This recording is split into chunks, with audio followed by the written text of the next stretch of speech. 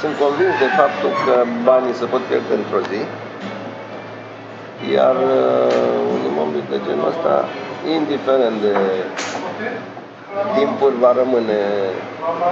Hanul trecut pe mai multe mâini, a fost a unor negustori, după Manuc.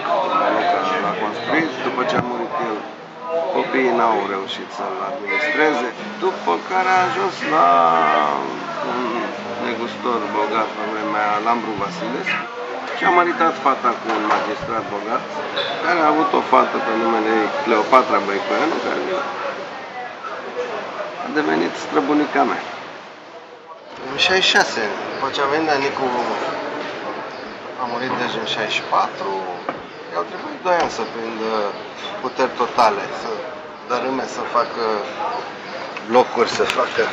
Trebuiau construite blocuri pentru muncitori. Un arhitect care lucra încă, scăpase de prigoană, ca să zic așa, știu eu, mai în vârstă, i-a spus lui Ceaușescu că aici s-au ținut primele întruniri ale muncitorilor comuniști în 1920. Și a luat-o de bună și a zis, bine, hai să-l refacem. Și l-a refăcut. Trebuia să vină senatorul american Nixon, parcă. A plouat o zi înainte, a venit șeful, s-a murdărit pe pantofi și a zis, și porcăria asta.